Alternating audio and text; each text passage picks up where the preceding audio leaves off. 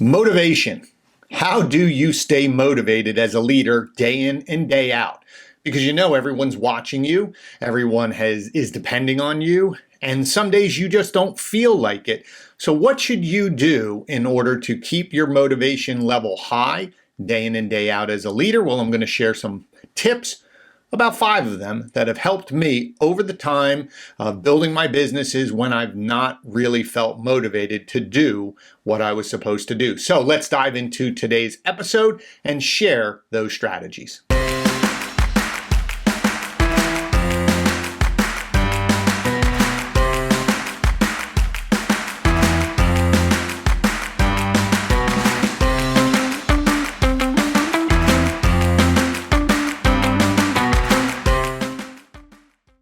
Hi, and welcome back to another episode of You're in Charge, Now What? I'm your host, Glenn Pasch. And the goal of this channel is to help all of you who find yourself now in charge of a team, a project, a division, or a business, build the skills necessary to develop and lead high-performing teams. Each week, we're going to focus on just one topic. We're going to share some strategies that have helped me build my businesses so that you can apply them and generate consistent results from yourself and from your team, and ultimately your business. So let's dive into today's episode. We're talking about motivation. It is a very tricky thing. I've talked to many people. People have sat across from me, both in my company. When I've spoken to large groups, people have pulled me aside at the end. And they always say, well, you always seem so motivated. You seem so driven. You do so much. And in the back of my mind, I'm always thinking to myself, well, you could be doing more, but that's just the way my brain runs. So they ask me, how do you do it? Is there a process in order for you to be able to be motivated for yourself and for your team day in and day out? Well, before we dive into the tips, I want to share a fallacy. There's a big misconception out there, and I've debated people about this, but I really think this is, my opinion, and it is about motivating others. The misconception as a leader, business leader, is it's your job to motivate your team. Get everybody doing what they need to do. Well, getting people to do what they need to do, holding them accountable, coaching them, that's fine. We've talked about that in previous episodes. One of the key traits I believe that makes a good leader is having that coaching mentality. But I can't teach you or anyone work ethic. I can't inspire you to say that you want to do this job. I can't make you really do anything. I can threaten you as leader. I can threaten to fire you, but ultimately, I can't make anyone do anything they don't want to do. You can inspire people through your efforts, through your example, your work ethic, and maybe that inspires people because they don't want to let you down. But this idea that you're going to motivate someone, I wouldn't go down that road. I would focus on you alone. We talked about in a previous episode the 3 pillars of building a structure so that you can coach and develop your team down a certain path because you've built the documented processes, you've built a training and development plan, and you're holding people accountable. That's fine. But as I said previously in today's episode, I can't motivate you. I can't teach you work ethic. I can't teach desire. The only thing I can do is show what needs to happen, help train you, hold you accountable, and hopefully that will kick the inner gears for yourself to move you forward and want to do what you're doing. So I want to share a few tips today on what's helped me over the years and where I've made mistakes. And I will tell you right now, I've been working, for people or for myself now for 40 plus years. It is not always easy. I've done jobs I didn't like, and we'll talk about how do you stay motivated in a job you don't like. But the key always comes down to these 5 simple things. And when I've failed, if I go back and look at it, or I didn't have the motivation, or I wasn't as successful, one of these was out of whack. The first thing, the number 1 tip that we're going to talk about first is the goal. What's the goal? What are you working towards? Be specific about it. It could be weight loss. I want to lose 10 pounds. Remember, being specific, it's a number, not I want to lose weight. We don't know what that means, but I know what 10 pounds is. I want to increase my business by 40% over the next 2 years. But you have to understand why you're doing it. What's in it for you? What does it mean to you? It has to mean something to you in order to do it. There has to be a payoff because you're going to be doing things that some days don't feel great. There's going to be struggles, but if you don't have that goal, that payoff at the end, you're not going to fight through the tough times. So what's the goal? Why? What's in it for me? You have to be really clear.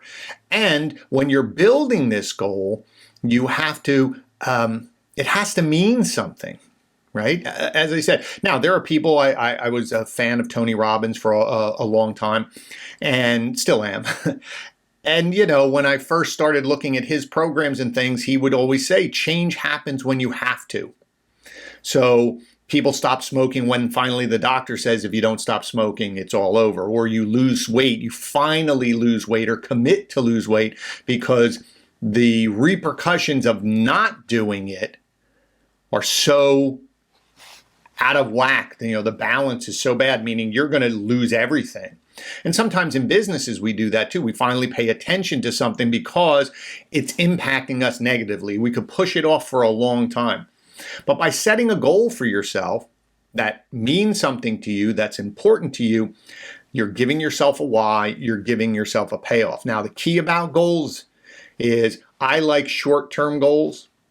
I break down long-term goals into short-term goals because for me personally, the longer I have to get something done, the more opportunity I can have to allow something else to come into play, meaning I can let something else get in the way of what I'm trying to accomplish. So again, setting that goal very specifically. And that, what we're talking about now, goes into the second point, right, number 2, which is time frame. How long do I have for this goal? Now, I could, as we said it before, I want to lose 10 pounds in what? In 30 days? In a year? Different mindset, different strategies. Same thing, I want to increase the revenue of my company by 40% in 2 years. Okay, what do I have to do now? Right? So now we reverse engineer that time frame. Is it 40% and I'm okay flatlining where I'm at for the next 2 years and then we slowly grow? Do I want to jump up by the end of this year to get to 20%? Do I need 10%? Do you see what I'm saying? You have to break this down. Even weight, 10 pounds in a year. Theoretically, that's less than a pound a month. Is that okay with you? Can you deal with every time stepping on the scale, not seeing dramatic results? Will you commit to that? Maybe you turn around and say, I'm not going to worry about that 10 pounds. I want to lose 5 pounds in 2 months. And that's my first goal. Then I'll reset for I want to lose 5 pounds in the next 3 months. Do you see what I'm saying? Smaller goals. It allows you to attain those mini wins. And I think we always need wins to stay motivated. So build little wins into your process, in your time frame, so that you can check something off. It's very similar to setting a contest. So I'll give you a little bonus. When you're setting a contest for your team, try to inspire them, get them really excited about things. Don't make your contest too long because they lose interest. We are all very we want instant gratification right now. We're so instant gratification as a people now. You need that too. You're no different as a leader. So make sure that you have a goal, very specific. What is it and why is it important to you? Why do we need to do this? And then what's my time frame? And then break it down into small chunks so I can build different wins. Now, the third tip, right? So third one we're going to talk about here is accountability. That's a tough one because we as people can convince ourselves, well, if I skip today, it won't be that bad. Well, we're doing okay. And you lose focus of the process that you've built in order to achieve your goal. So that allows you to stay motivated. But if you're not accountable to yourself, if you're not diligent about your accountability, you can talk yourself out of, I have time. right? Time. Remember, if the goal's too far away, I feel like I have all the time in the world. Now, another great tip is an accountability partner. When I was working out years ago, I could convince myself to go to the gym. Some days I wouldn't go to the gym. But when I decided to have a friend work out with me, we partnered with this. All of a sudden, I felt obligated to make sure I was at the gym. I couldn't just pass it off because I knew they were there. And just the mere fact of having the accountability with someone else was really, really important. So I think for all of us, when we're setting out this plan, find an accountability partner. Could be your spouse, could be someone at work, could be part of your team. Because we as human nature, very few of us are that really super disciplined that no matter what, we'll do it. I consider myself fairly disciplined, and other people would look at me and say, you're very disciplined. But I will tell you, I've pushed things off. I've let things slide. I've allowed other things to take more importance because I didn't have the account. The only person I was accountable to was myself. And sometimes I could convince myself it wasn't that important to do it. The fourth tip, documentation. We have to document our progress. We also have to document our process. So in order for us to achieve this goal, we have to document the plan, map it out. What's going to happen? If I'm going to increase my revenue by 40%, can I do that on the existing opportunities that I have to generate the revenue? Do I need to increase the opportunities? Do I need to hire another salesperson in order to generate? Do I have to develop a new product in order to generate this revenue? All of these are questions, and then you sit down and map out your plan based on the timeline. So now we have metrics to hold ourselves accountable with timeframes. Same thing with weight loss. I want to lose weight, want to lose 5 pounds in 2 months. Well, what does that mean? What am I changing? How am I documenting it? Maybe there's an app on the phone that I'm going to use to track my food intake. So I have to put all my food in every single day. I have to put an exercise plan together to make sure I'm accountable. I have to get rid of certain foods. Notice what I'm doing. I'm documenting everything. The other key about documentation, I would recommend you document everything in one place. This is probably the hardest thing for me because a lot of times it'll just be a pad. My wife always says there's pads all over the place. I have notes in my phone, but what I've done is sync up my notes in my phone to my computer so they're there. And I have notebooks, but I've gotten better at it. I have 2 notebooks, one for this YouTube channel and ideas, one for my business meetings and business ideas. But still, I will write on pads, and I have to remember to transfer everything to the one place. That's really helped me, making sure I have everything in one place so I can track everything. The other thing that helps me in terms of documentation is scheduling, putting it actually on my Google Calendar. If I have a meeting, or if I'm working out, or for me, if I'm planning the next video for this channel, or I have a business meeting, or I can't keep everything in my head. And I wouldn't recommend you try to keep everything in your head either. I would document everything. I'd put things on the schedule, which then allows you to block out time to really focus on what you're trying to accomplish with your goal. Give yourself that time. Now, the last tip, the 5th tip, be kind to yourself. You can't work at that high level all the time. Even The Rock, who we all look at and go, wow, look at him, look how hard he works out. He has a cheat day. He has a day where he takes off working out, or a day he doesn't watch his diet, and he allows himself that time. And then the other 6 days, he's super focused. So be kind. If you have a day where you don't feel motivated, that's okay. Don't beat yourself up. Take a day off. It's okay.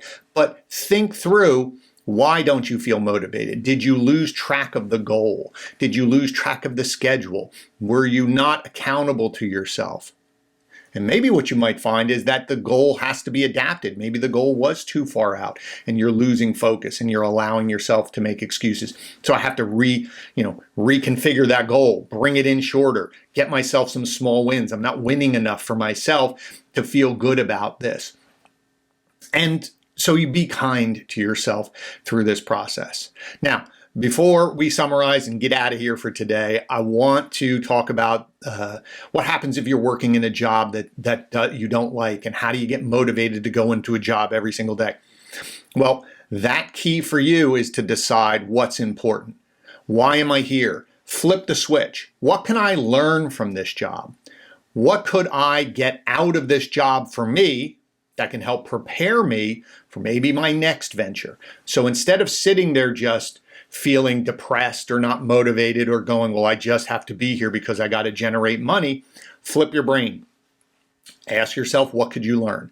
Who could you learn from? Is there a skill that I can learn? And then maybe set a time frame. So maybe your goal is to work at this job, get as much as I can out of this, but my goal is to go somewhere else.